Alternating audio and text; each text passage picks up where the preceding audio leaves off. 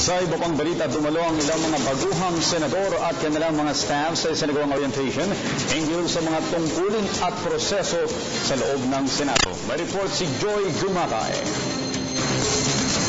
Parang yung feeling na nung dating galing akong Bulacan, lumuwas ako ng Maynila, pumunta ako sa UST at merong orientation, campus orientation. So, yun yung feeling na naramdaman ko, very excited also.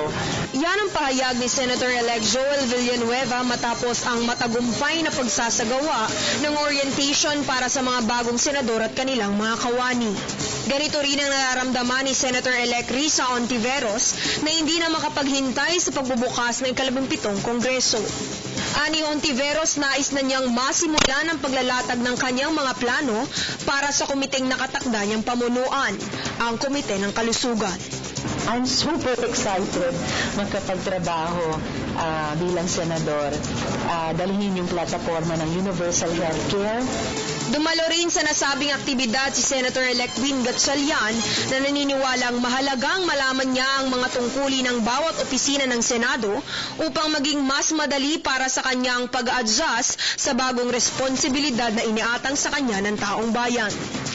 At least alam mo kaagad kung ano yung pwede at hindi pwede at paano mo ma-maximize yung trabaho mo. Buo na ang desisyon ng 3 bagong senador na magiging bahagi sila ng supermajority bloc.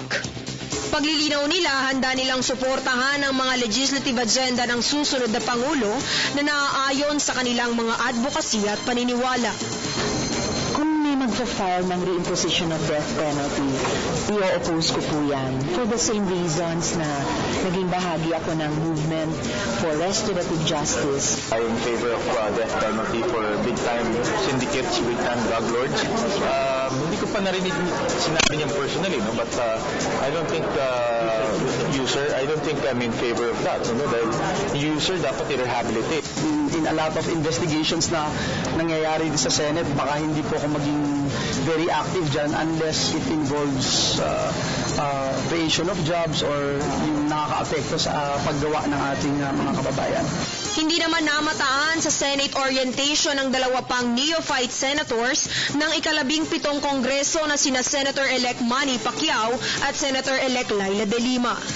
Ayon sa ipinadalang kinatawan ni Senator-elect Pacquiao, hindi siya nakapunta dahil mayroon siyang dinaluhang pagpupulong kasama ang mga local government units ng General Santos City.